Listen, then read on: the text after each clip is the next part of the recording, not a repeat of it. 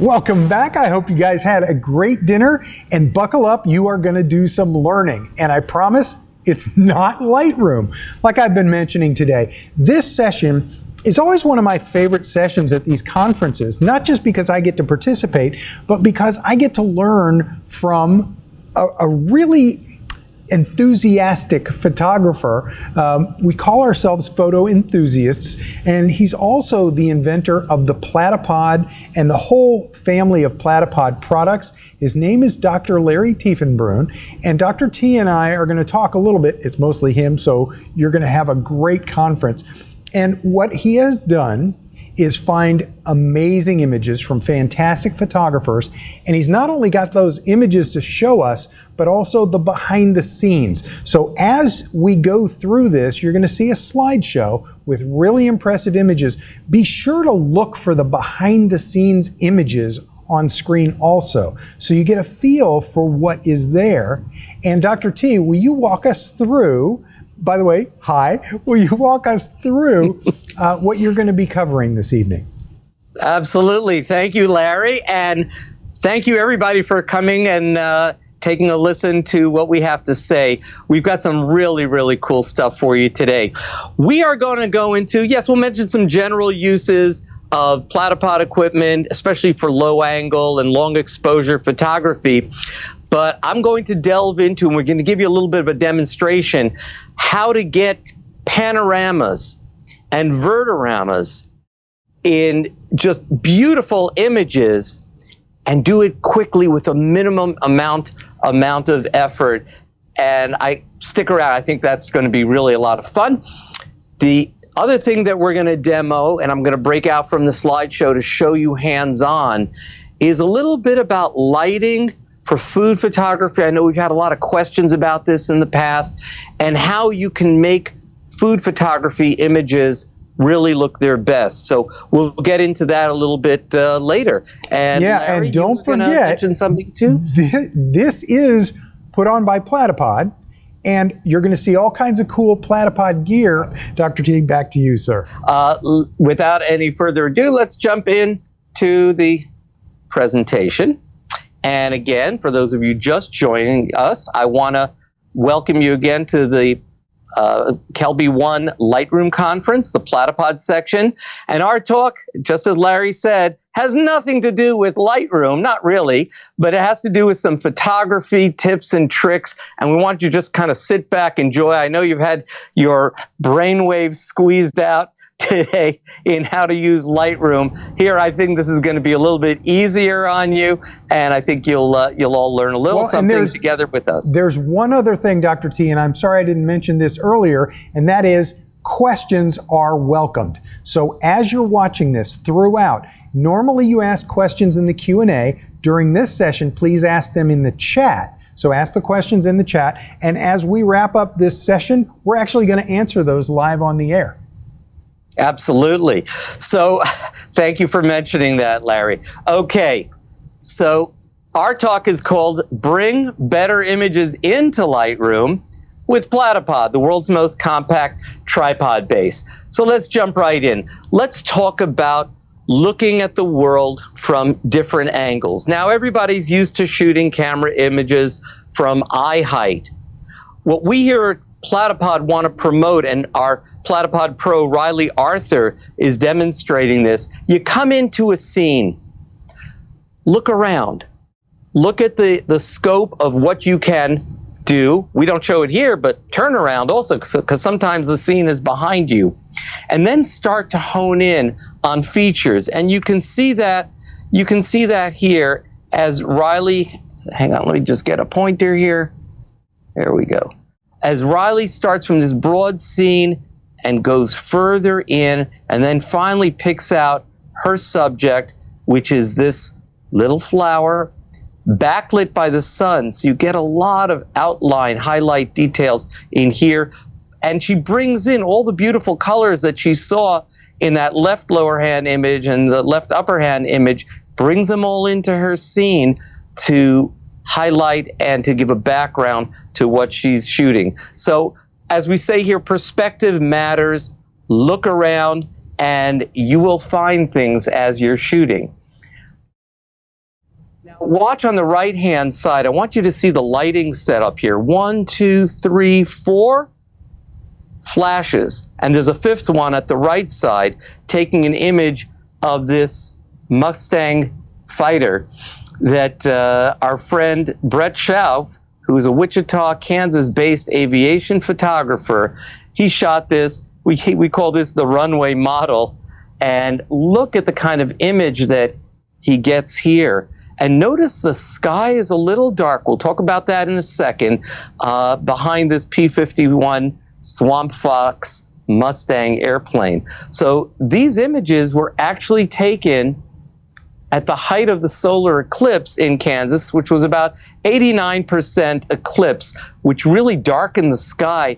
The flashes serve to bring contrast and accentuate the colors in this image. And you really see in the nose cone here these bright red and orange colors that are being pulled in. And you can notice that he positioned the propeller just so to give a very nice composition, a few diagonals into here to give a little bit of excitement into that image. Shot with a Nikon Z9 and, as we mentioned, 5 strobes. I want to talk about this for a second. Lee Hurd is a USA Today sports photographer. He's also worked for several of the big networks and news outlets. What he does when he goes to a game, here we have it in a basketball game, and if you'll see in our upcoming blogs, you're going to see some work he did in a football game. I'll refer you to our website for that down the line. So Lee sets up a camera on a low base, which is our Platypod Extreme plate, attaches a pocket wizard, which he uses as a trigger. And we've talked about this in other shows. It's a little bit outside the scope of this talk about how to set that up. And then aims the camera. This is really important. Aims the camera at what he knows as a sports photographer is going to be the most interesting place to get a peak action shot. You'll often hear Scott Kelby on the grid when he's doing blind photo critiques, talking about the successful sports shot, action shot, obtaining the peak of the action. So Lee sets up his camera here and said, wow, how did Lee get 2 photos, amazing photos like that? Well, the secret is, through the game, he's shooting probably between 4,000 and 6,000 photos. Rapid fire, I would guess, at about 30 frames per second. And then he has an assistant who will cull through those images, and they pick out 2 or 3 of the best images, but they come out really amazing. And meanwhile, Lee is at the other end of the court, probably with a long telephoto lens and able to take other images while firing this camera off remotely. Larry, did you want to say anything about this? Well, one of the things, it's a little hard to see the actual camera there because you're paying so much attention to the action. But I talked with Lee on the phone a bit about this, and I was blown away by how the camera, he just places the camera down there. And I said, do they ever get tackled? You know, do the cameras ever get kicked? And he said, yeah, sometimes that'll happen. But for the most part, he's able to pick a place that he knows the action is going to be, like you said. And he's able to, from the other end of the court, fire the camera off as many times as necessary to capture those amazing images. That's right, Larry. And one other point here is, if you're going to do sports photography, you've got to know the sport. You've got to understand the sport. You've got to understand how the players react, how the players act, where they're going to be, and this way you can get the best images. I'm going to move on briefly to an image from Rick Salmon, just to make a simple point, and that is, when you're doing long exposure photography, even with an iPhone, and you want to get this flowing water image, just like Rick got at the Croton Dam, you need good camera support. In our case, we supply a tripod mount for the iPhone called the Platypod Grip, which you can see in this left-hand image. It's rather inexpensive, but a wonderful tool to be able to get stable shots, long exposure, and bring in this type of an image.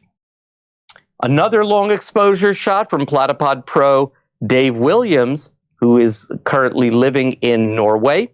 And Dave runs workshops on aurora photography. He's actually written a book on aurora photography. This year, the auroras have been amazing. Normally, you'll see a little bit of greenish curtains going through the sky. This year, due to the solar max flares, we're getting greens, we're getting lavender, purple hues, blues, and even reds coming through in some of these auroras. It's an amazing, amazing time to be doing this. It also helps to live there so that you can look out the window every night, because these are unpredictable. So when they're out there, that's when you go out, that's when you shoot the pictures. For Dave, he can travel really light just using his Platypod Extreme and a Platyball to mount on his camera, place it on any rock or boulder, ground surface, whatever he needs. But this way he can move around quickly and set up and get the shot that he wants, bring in some foreground elements into here as well. I'm going to move on to talk to you a little bit, and I want to spend a little time on this, to talk about panoramic photography. Now, photographers have been doing panos for years and years and years, and Photoshop has made it much easier to do in very high resolution images that you can blow up to super sizes and cover big walls in a museum or in your home. And the way they achieve this is by mounting a camera on a stable surface. In this case, the camera is mounted on a Platyball and a Platypod Extreme set on the rocks. The nice thing about doing this on a Platypod versus a regular tripod is you get much lower down to the ground here. So you bring in these foreground elements. And Samantha Kennedy, a good friend of ours in Platypod Pro, went over to Jenny Lake in the Grand Tetons to get this image. When blown up, you can see fine detail, little homes over here, the mountains themselves, magnificent. And she is able to shoot probably 1, 2, 3, maybe 6 images and stitch them together in Photoshop to get just a beautiful image. Now, this takes a lot of work, a lot of time to get it right, but if properly done, you get a really beautiful image.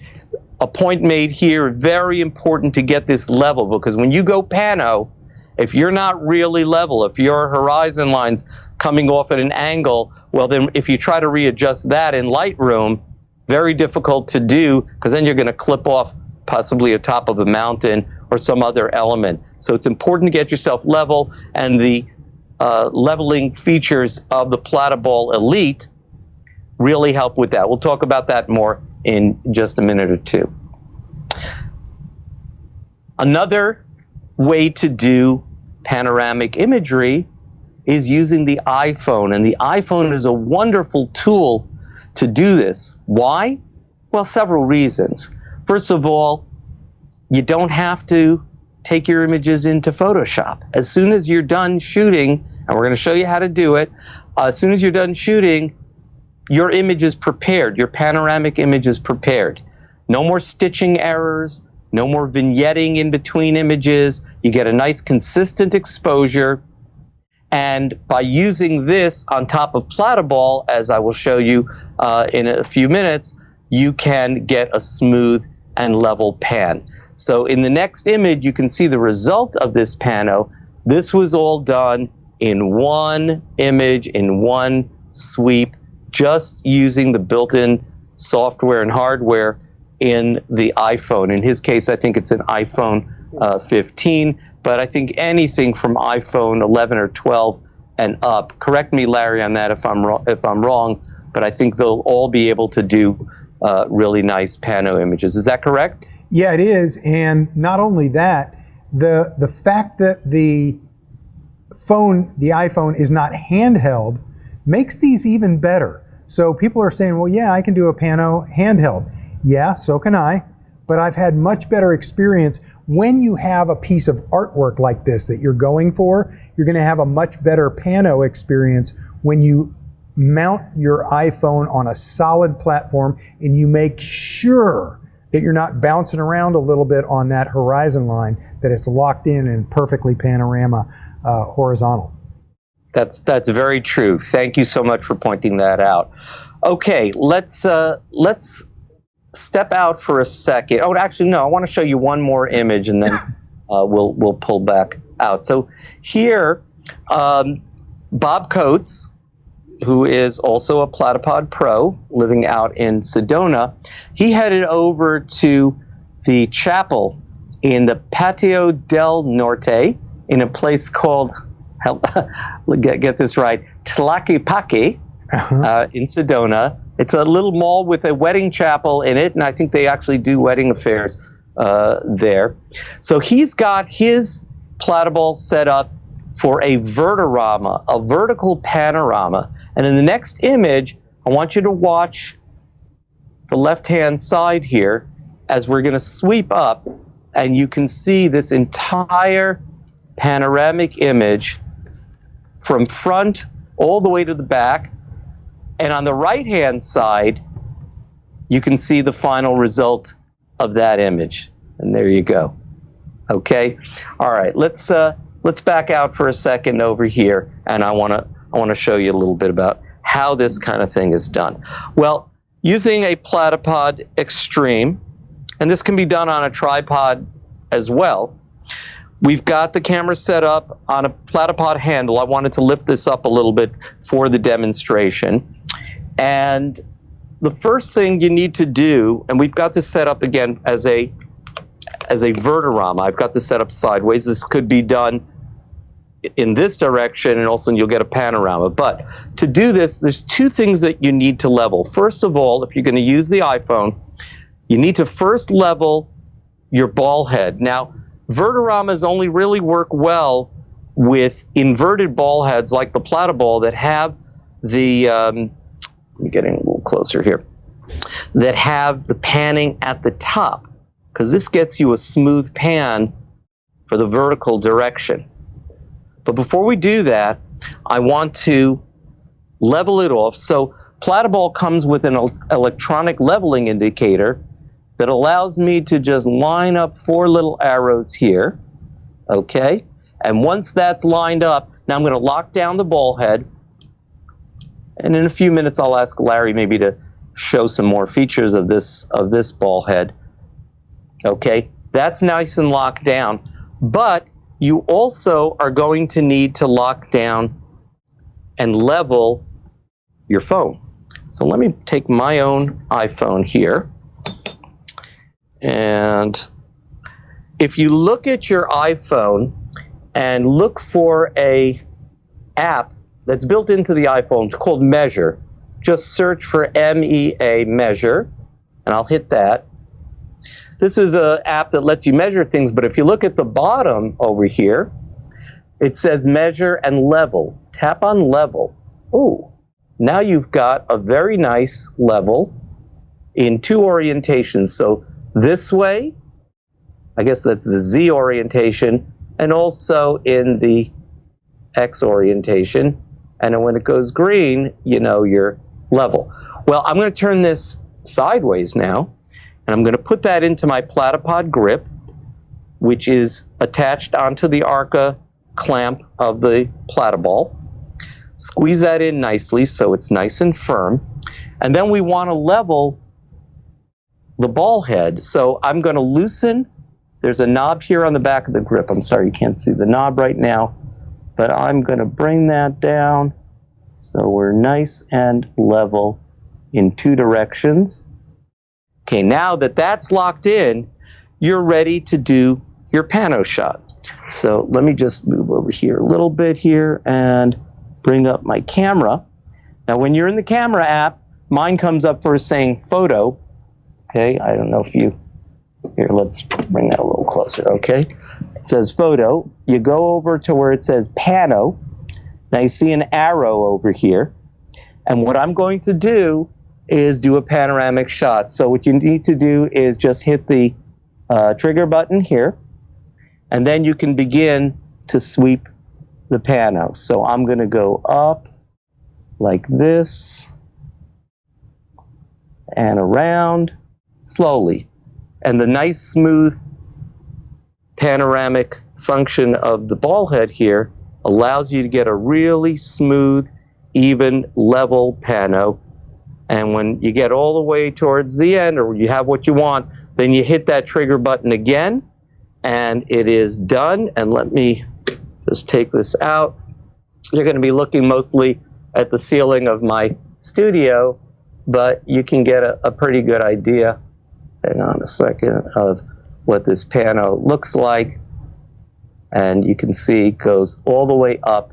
So when you have something interesting above you, especially perhaps in a museum, if you're in the Library of Congress, beautiful ceilings there, or in a church or synagogue, and you want to take a really beautiful vertical panorama, then you can use this kind of technique.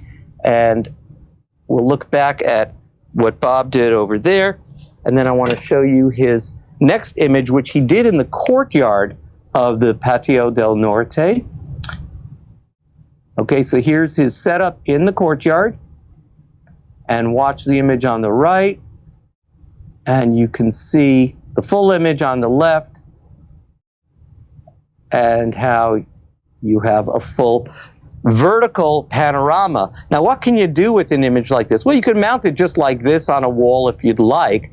I have an interesting thought for you, and that would be to mount it in a hallway on a ceiling, have it printed up nice and big, mount it on the ceiling with some command strips. Maybe you can have the photo mounted on some foam core, and as people are walking down the hallway one way, they're going to see from the far end the right side up image. The closer part will be upside down. When they walk the other way, they're going to see a different image. So an interesting thing for you to try out if you like, and see if you enjoy that. Larry, did you have any comment on that? Well, one of the things is, you and I talked about this the other day. I saw you going through the process of making sure that your iPhone was level. And I have an iPhone, and I have the level turned on in my camera. And I'm thinking, why don't we just use that? Trust me, you don't want to use that, because it doesn't work in pano mode. It doesn't work in horizontal mode in pano. So it's unusable.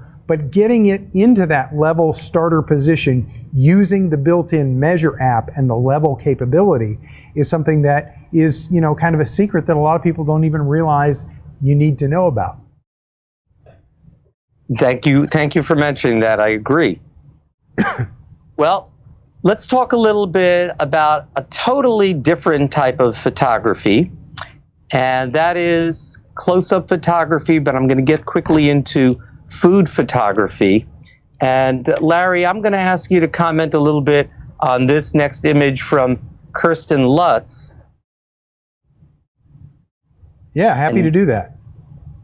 So Kirsten actually has done a fantastic job with this particular image, because he does movie quality lighting, but with toys. And in this case, it's from the Lego family. And what he's done is set up a structure. It's amazing to me. You look in the image on the right, and you see how tiny that little Darth Vader Lego toy is sitting on the roll of tape. But all the lights that are all a part of this and staged all around the toy are all in proportion Hollywood. I mean, this is Hollywood level material. And this is also part of an instructional video. It's actually part of a series that Kirsten is releasing, and this particular item is part of a video that's already been released on the Platypod YouTube channel. And he goes through in deep detail the characteristics and qualities of light that you need to know about in order to build a scene like this. And yes, he does show how to build this scene, but you get enough extra information out of his instructional video that you will be able to see, well, I want the light to be bigger.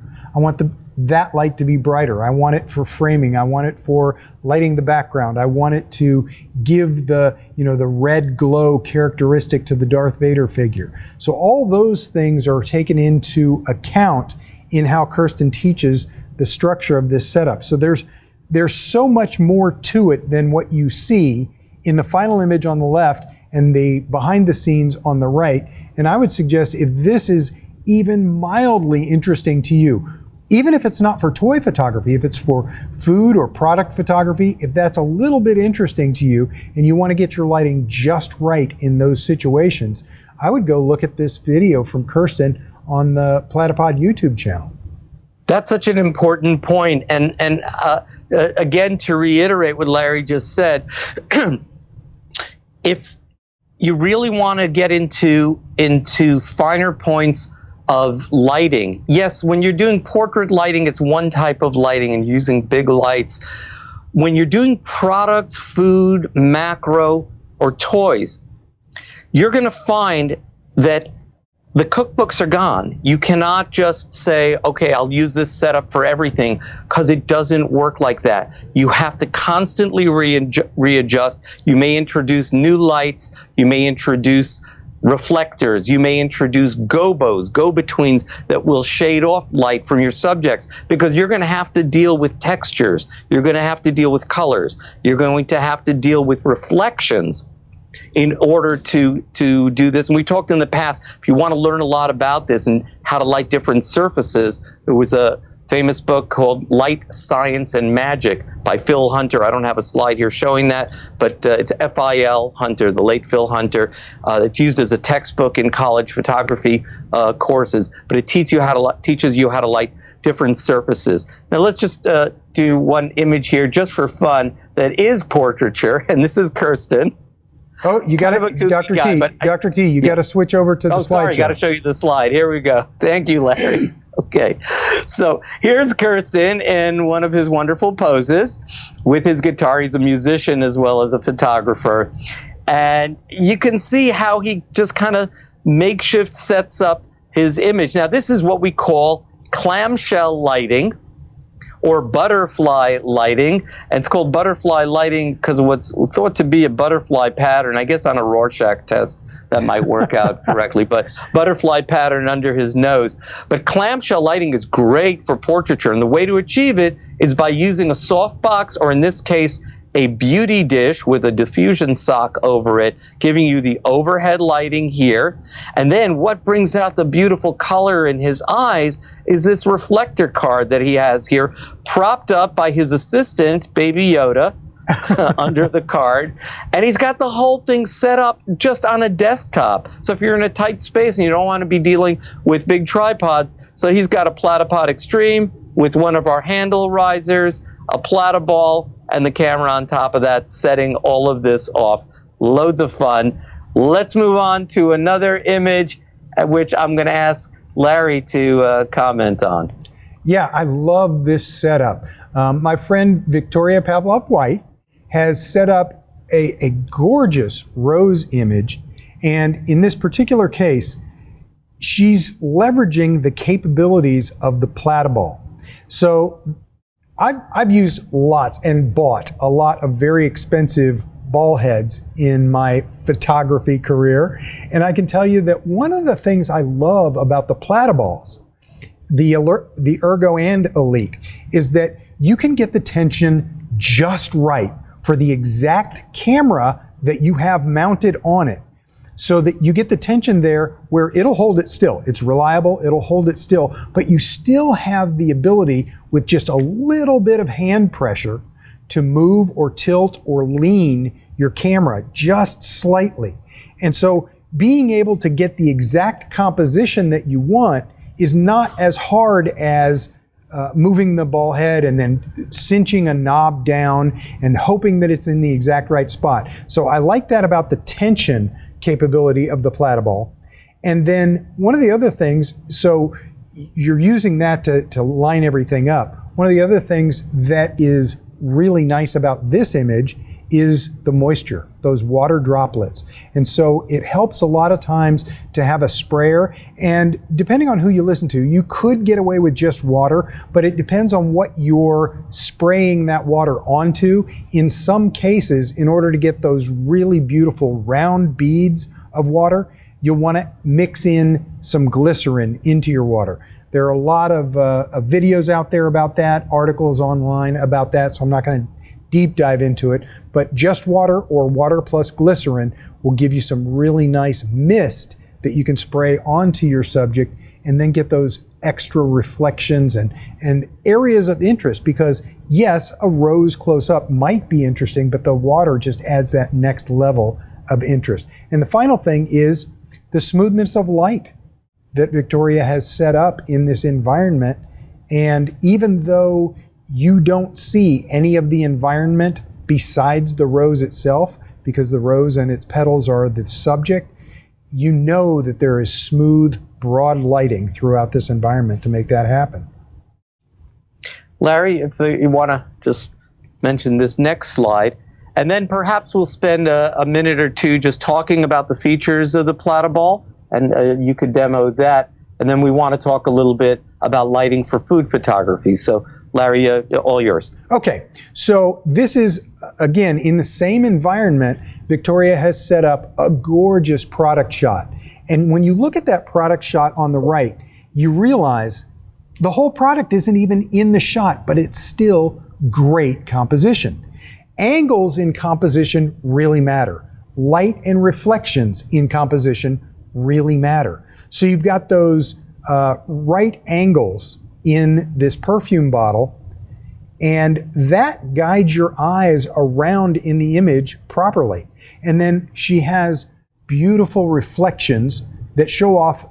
There are parts of this bottle and the cap on the top that are shiny, but it's not overly shiny, it's not overwhelming. So you need to show reflective items as being reflective without being overbearing, without being too much of a source of light. So this whole thing is just gorgeous. And then you can see that she's got the proper white balance, because the background, being a white background, is perfectly white.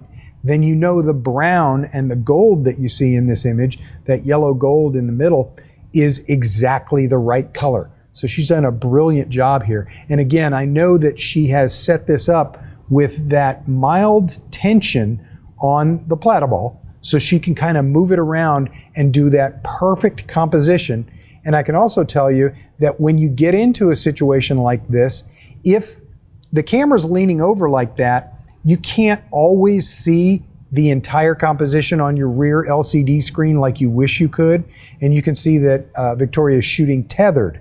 So she's actually got that little orange cable coming out of the side of her camera, going directly into her laptop or computer, so she can see a bigger version of this picture, and shooting tethered makes a big difference in this composition.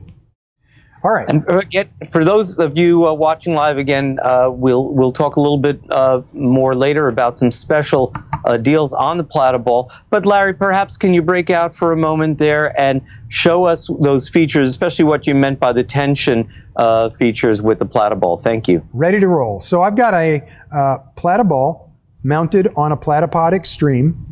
And for those of you that have never seen the Platyball before, you're starting to get a feel for some of the things that it does. But it's adjustable with these two buttons on the front. So you push the bottom button to loosen things up, and it can get pretty darn loose, right? So it just kind of goes wherever you want it to. And it has these notches on each side, so you can go fully 90 degrees, actually just a little bit past 90 degrees on each side, and then straight up and down. When people first see that, they go, buttons? Really? Buttons? You're going to put electronics to make it grip down? No, these buttons are mechanical. So they actually are using pressure like we were talking about, your finger pressure.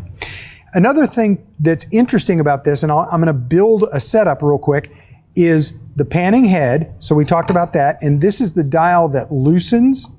So if you loosen that, then you can do the panning head around like this, or you can tighten that down.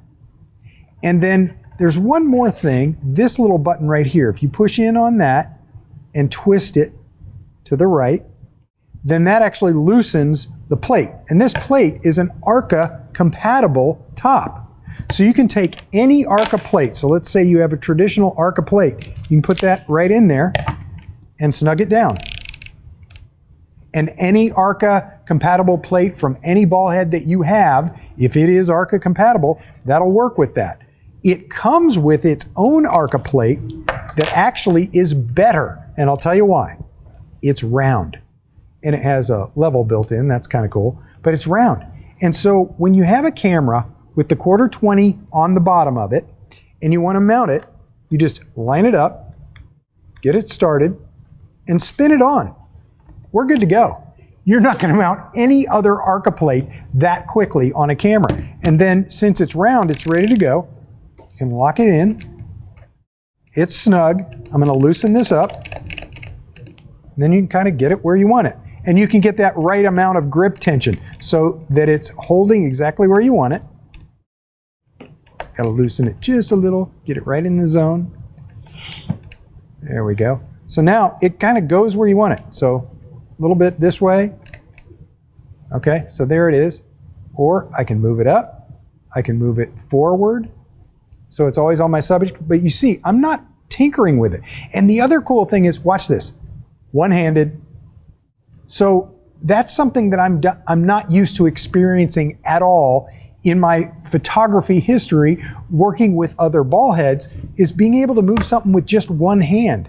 There are times when we're on set, on site, taking pictures, and we've got to be doing other things, or it's really cold out and we're trying to keep our hands warm. Well, you can move everything around with just one hand. So I think I've kind of gone through the Arca compatibility. The panning head is lockable with variable tension. Let me show you one more thing, though, that you want to pay attention to, and that's this. The Arca top, the Arca head on here, has these two jaws. If you decide you want to start shooting panos or vertiramas or go sideways with this, when you mount your camera, you want to make sure those jaws are to the side, because if you mount it a little bit loose, obviously it slides, just like we're expecting from Arca compatible ball heads. So it'll slide.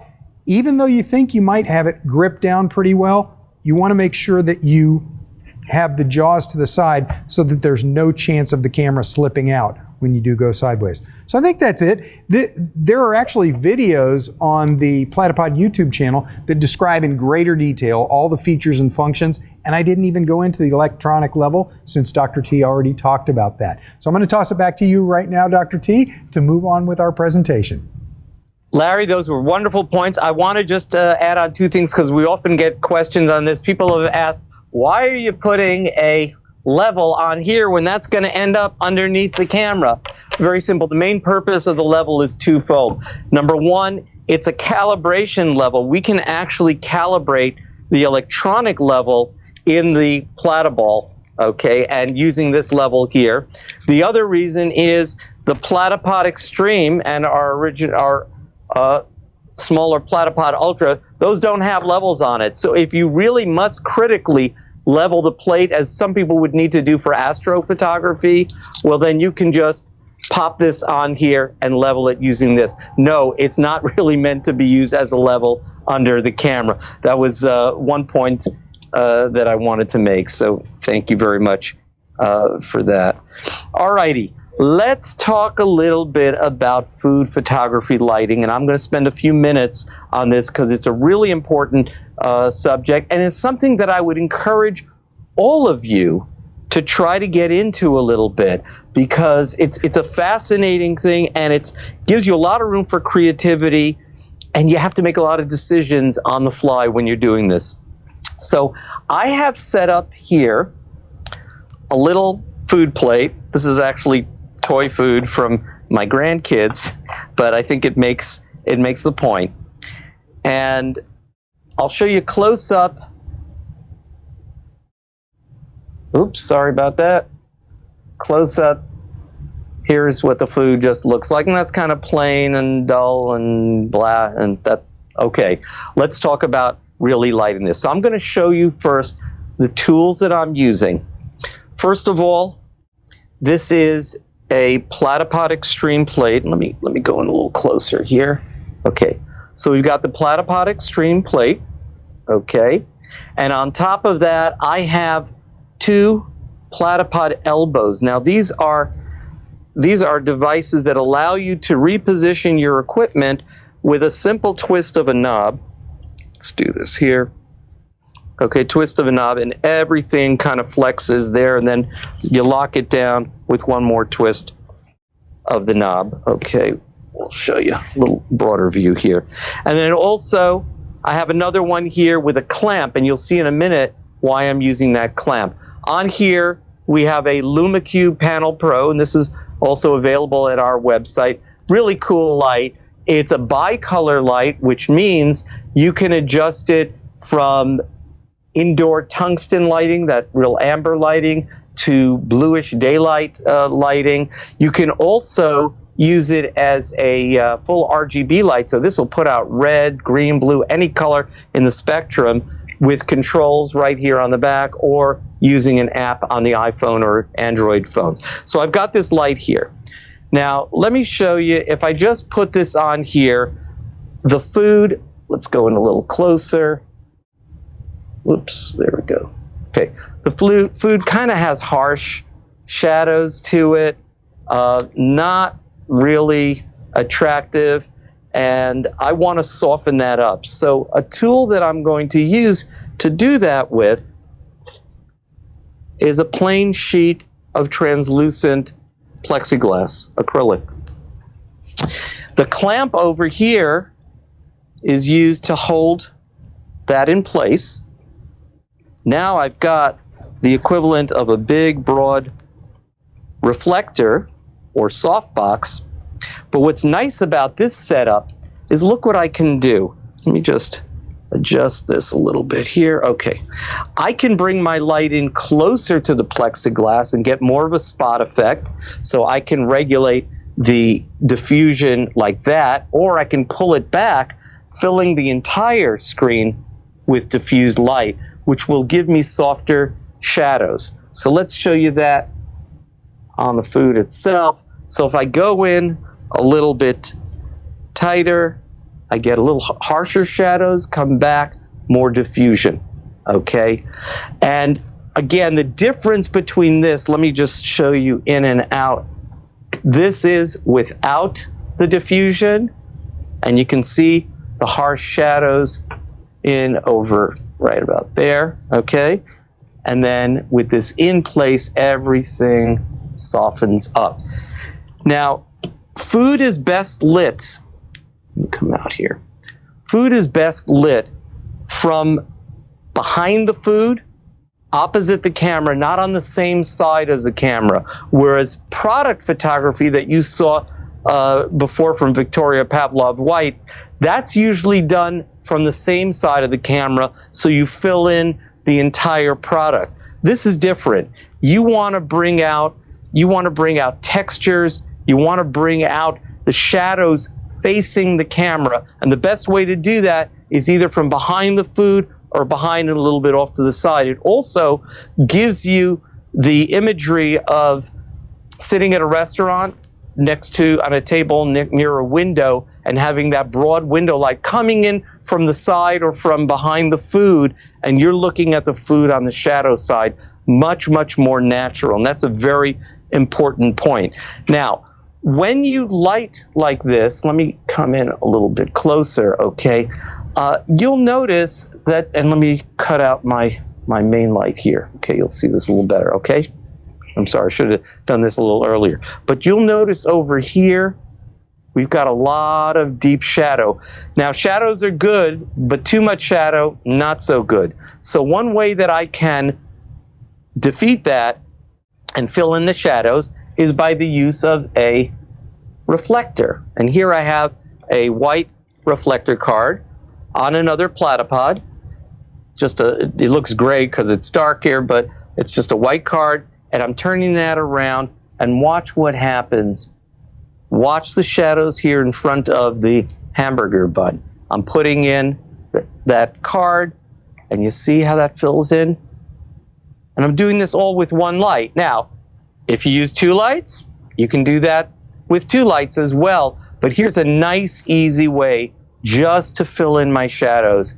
Just enough so you get some detail in the front of the food, but you also get all that texture and all the shading in there. Larry, did you have any comments on the lighting, or are we getting any questions on lighting here? We are getting questions. I'm going to hold the questions till the end, but keep asking questions. Definitely put those in the chat. One of the things that always helps me when I'm explaining this topic to somebody else about that diffusion panel is that while the sun is a giant, technically it's a giant light source, relative to us and looking up at the sky, it's a small dot, right? It's a small source of light. But then when a cloud passes overhead, that becomes a large source of light. And that's why when you stand out in direct sunshine, you get those harsh shadows. We see, we see it on humans. You look at the human face, they've got those hard shadows. And if the sun is directly overhead, our eyes might appear to be in the shadows. And then a cloud passes over and everything gets soft and smooth. Well, this is the studio version of a cloud, that 1x1 piece of plastic. And Dr. T, where can people actually get something like that? The plexiglass sheet? Yeah. Oh, very easy. I went on Amazon. I bought 2 1-foot by 1-foot sheets for about $13, and they came beautifully wrapped and clean and just able to use it. The other thing that's kind of cool that you can do with these is, if you want, you can take some electric tape or gaffer's tape and tape in patterns on here so that you can simulate window blinds. Oh, cool. You can simulate a window, just the patterns on a window. You can have a lot of fun with this right on here, again, for very little expense. And what Platypod helps you with, and our elbows and clamps are great tools for this, also the gooseneck too, because it easily allows you to make fine adjustments here without having to go back and turn the knobs. So this allows you to set everything up on the tabletop. When you got the lighting all right, then you're ready to concentrate on the food. And you can even put the camera right on the table on another Platypod and slide everything around.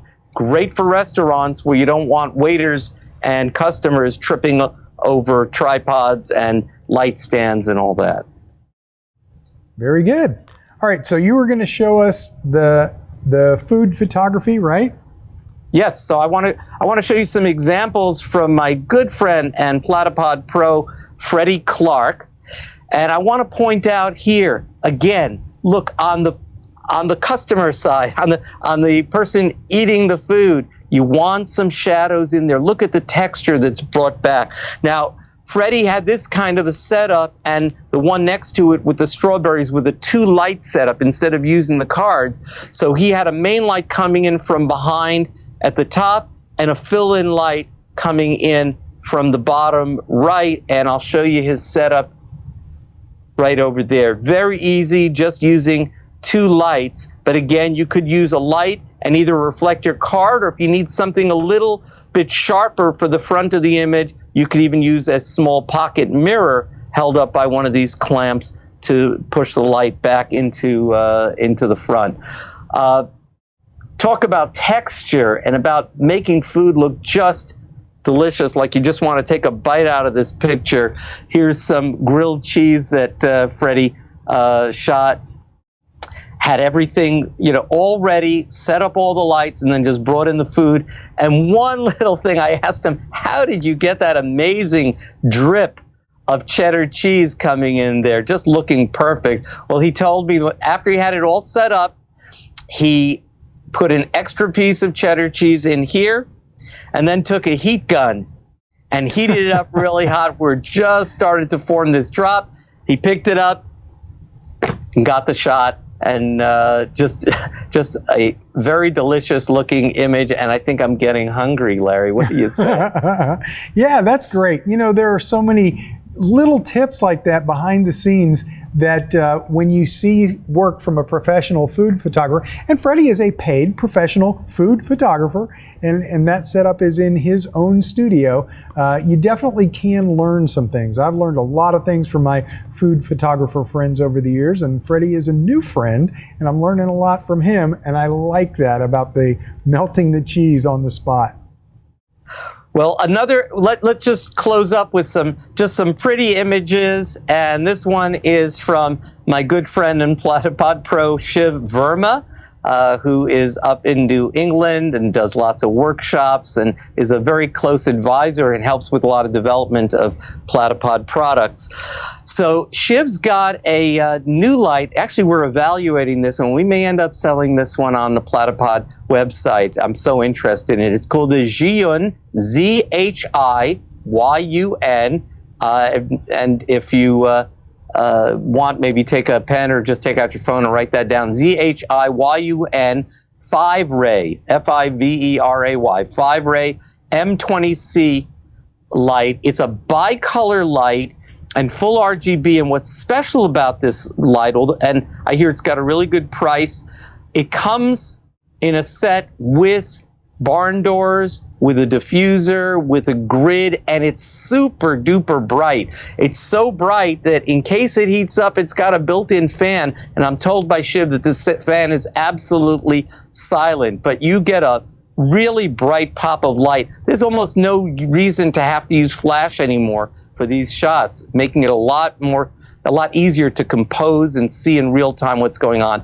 Now, underneath the lace here, now, the ring is tiny back here, tucked into this rose. Underneath the lace, he has another RGB light, and I think it is our Panel Pro light underneath there, giving this bright red heat to the picture and making it very interesting, and some just beautiful composition with the diagonals and everything in this diamond ring. Let's close out our slide presentation with an image. I just want to show you the setup first from Stuart Wood, who is out in Ireland, or is it England? It may be England. Anyway, Stuart's out there. He's a Platypod pro specializing in macro photography, and he's got some wonderful videos out on YouTube on how to do macro photography. One of his favorite subjects is this little jumping spider, and he's got it set out on a blade of grass with a Gerbera in the background. Our macro photographers love Gerbera daisies. Dom Komarechka uses these also. He has sprayed on some little water droplets here, just using a spray bottle. Okay, now the blade of grass is held up by 2 Platypod clamps on elbows, and this is all sitting on one Platypod Extreme, which is out of the image here. And the final shot, Larry, did you ever think spiders would be cute? That's exactly how this image struck me. It is such a cool picture, but I've never seen a cute close-up macro shot of a spider. Now, not to mention, it's just gorgeous macro photography. How he has the background out of focus, but the background is in focus inside each of those little water droplets. But the spider looks like it's smiling. I've never seen an actual, maybe a cartoon or a Muppet or something, but the spider looks like it's smiling. That's fantastic. I love this image. Larry, and to think that this entire little creature is about 1/4 of an inch in diameter. It's amazing how close Stuart gets in. If you want to learn his techniques, go onto YouTube and search for Stuart Wood, and I think you'll enjoy some of his presentations. It takes a lot of time, a lot of patience to get these kinds of images, and Stuart is absolutely a master at doing it. Larry, I'll let you take it over from here and talk about some of our educational programs. All right, so let's talk about what you see on screen. Not me, but this. That is the Platypod YouTube channel. Now, the Platypod YouTube channel, just like this session this evening, and just like the Platypod website, there's actually a link called Learn on the website. It's all about learning. It's about the kinds of things Dr. T has been sharing this evening, showing you gorgeous shots and then giving you the behind the scenes. So over at the Platypod YouTube channel, and by the way, when you go to YouTube, you're going to find lots and lots and lots of videos about platypods. So you can't just go to YouTube and do a search for platypod.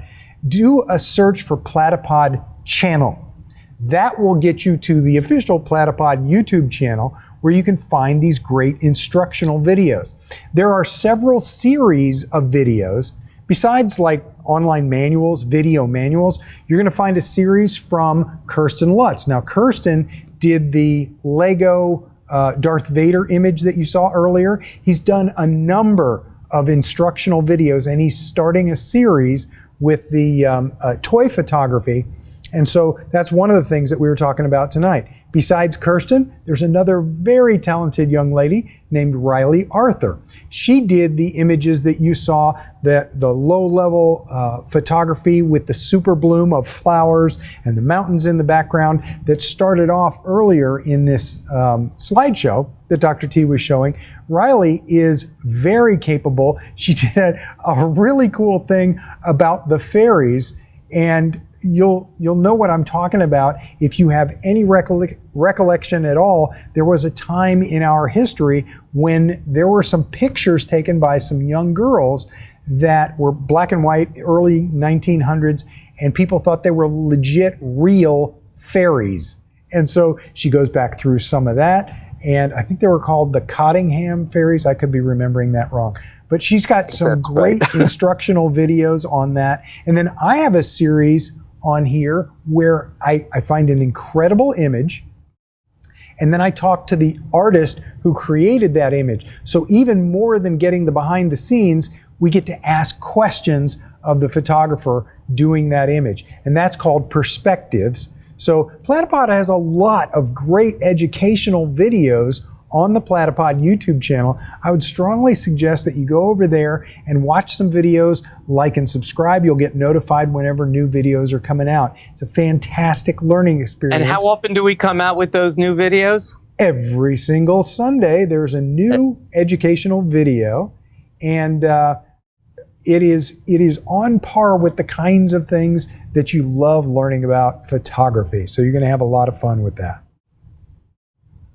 All right. And yep. Yeah, do you want me to do this one? Yeah, go ahead, Larry. Okay. So one of the other things that I did briefly mention is other educational resources, like on the Platypod website. There's the Learn. Most people would call it a blog, but we call it Learn over on the Platypod website. Well, you can also sign up for a newsletter. The newsletter comes out once a month. It is an educational newsletter. More learning. For enthusiasts and photographers, pro photographers, you're going to learn a lot. Now, there's a little bit of bad news. If you sign up for the newsletter, the good news is that's how you get the loyalty bonuses that Dr. T was talking about. You sign up and just right away you get the loyalty bonus. But you get monthly newsletters, email newsletters about this educational content. You're going to be looking forward to it. There's new amazing photographs every month. The bad news part is that it just came out this morning and you missed signing up for it. The good news, though, is that we're going to re-release today's version of the newsletter that came out today again in 2 days. So make sure you sign up for it tonight. Go over to the Platypod website, platypod.com, and sign up for the newsletter. And then in a couple of days, you're going to get the newsletter that just came out earlier today. Get an awful lot of great content and those special bonuses. And finally, I want to also mention there is another place where Platypod people, I call them Platy people, there's a place where we all hang out together, and it's over on Facebook. It's Platypod Users Official Facebook group. This is the Platypod Users Facebook page.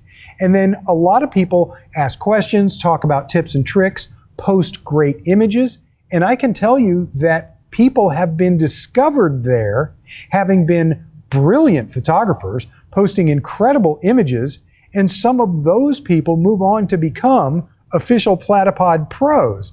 And then they get asked for articles to contribute to the newsletter and to the website and the blog and to some of these training videos. So it's a really big and growing family with great educational materials. You can see right there, these are Platypod pros. And if you look at this, you'll see incredible people. Scott's picture is on there. Eric Kuna, Terry White's on there. I'm on there. I don't know how that happened. But there are a lot of great people that are Platypod pros. And if your photography is next level and you post in that Platypod users group on Facebook, you never know. You might be the next Platypod Pro. Platypod, where innovation never sleeps. Larry, do we have time for a few questions? Yeah, I have just a handful that have zipped in while we were talking. So I'm going to read these off to you really quickly. I haven't even read them yet. The first one is Stephen Point Arena, and that came through. Can the Platyball support a larger lens?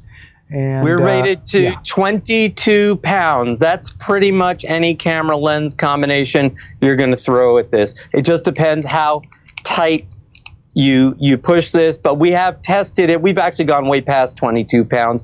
And just realize that if you tighten it super tight for a 600 millimeter lens, you're going to have to push hard to unlock it, but that's okay. It will support your lens nice and firmly. Yeah, and a lot of times with those lenses, you're going to want to mount it on the lens mount as opposed to the camera body itself. But yeah, he actually mentions a Nikon Z8 with a 180 to 600. And I would say, yeah, it can absolutely handle that. We've done it and no problem. I put a Nikon Z7 with a 400 millimeter 2.8 telephoto. That's a big hefty lens and was able to support that nicely. Dina has a question. Does Platypod have a unit that a landscape photographer could attach to the top of hiking poles? If your hiking pole has a 1/4-20 bolt on top of it, so let's just pretend this is your hiking pole, then what you could do is take a Platypod, either Ultra or Extreme. We do have 1/4-inch holes at the bottom there. So again, if your hiking pole has a 1/4-20, I know some of them do, similar to monopods, yes, you can mount a Platypod on top of that. And you can certainly adapt that to the Platyball using a 1/4-20 reducer that comes with it to dumb it down to mount on the pole. So the answer is yes, as long as you have a 1/4-inch stud or bolt at the top of the pole. So I don't know a lot about hiking poles. Do any of them have a 3/8-inch bolt on the top? I don't know. If they do, that'd work too. It'll definitely work, no question about it, because we have a 3/8-inch socket at the bottom of a Platypod, Ultra and Extreme as well. So we try to accommodate just about every situation. Very good. And the final question is from Marilyn. Are there any show specials? And we did just cover that. So this question came in a little bit earlier, and she's looking to add the the Platyball to her Extreme. Tonight's show was just for you, Marilyn. That's perfect. Yep. Dr. T, I cannot thank you enough for these great images every single time there is one of these Platypod presentations at a conference. I'm seeing new images, great stuff. I'm inspired, and I hope you, our viewers, are inspired as well. Dr. T, thank you for pulling together these resources tonight.